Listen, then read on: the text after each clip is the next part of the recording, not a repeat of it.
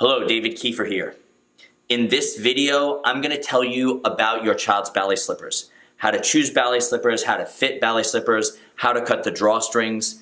This video is specifically designed for parents of younger kids. So if your child is taking ballet for the very first time and you need some information about their ballet slippers, then this is the video for you. The first thing that I'd like to say is that a ballet slipper is not a night slipper. Online and in department stores, you may come across a night slipper that's styled to look like a ballet slipper. You do not want to send your child to ballet class in this type of footwear.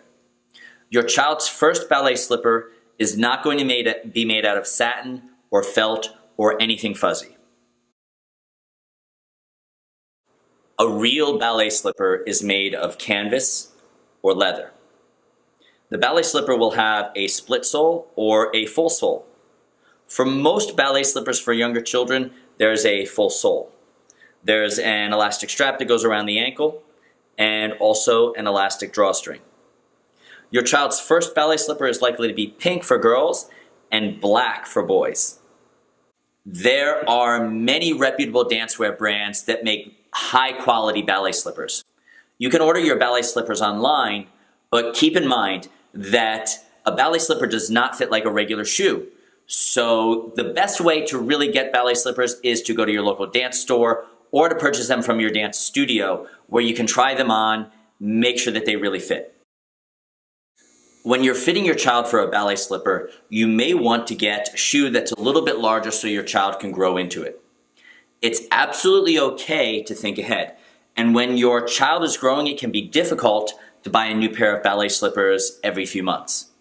However, you don't want to get something that's too large. We recommend that you don't go any more than a half size larger than what your child would normally wear. If there's more than 1/4 of an inch of extra space at the end of your child's shoe, then it could make it difficult for your child to dance. Remember, these guidelines are for younger children that are taking their first class. Children that are 6, 5, and under. If your child is more advanced, your child will not want any extra space at the end of their shoe. They'll want a shoe that fits like a glove. The drawstring should not be tied in a bow like a shoelace. Professional dancers never tie their ballet slippers in a bow. When the drawstrings are tied in a bow, the children pull on them, they trip over them, and having a teacher or assistant tie them all the time wastes a lot of class time.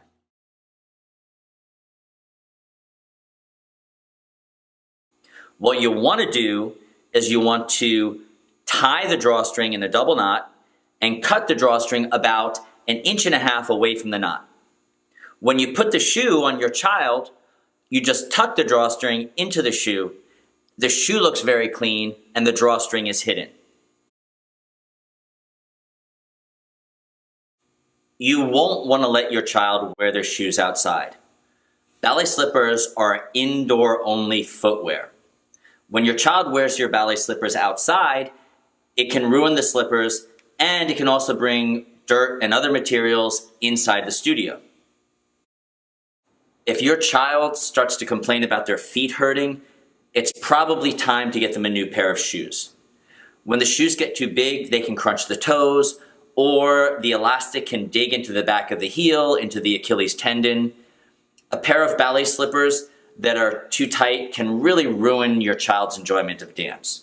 So make sure you find the time to get them a new pair of shoes when their old ones become too tight.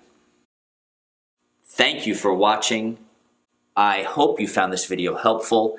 If you did, please share with other parents, and we're looking forward to seeing you in the studio. Thank you.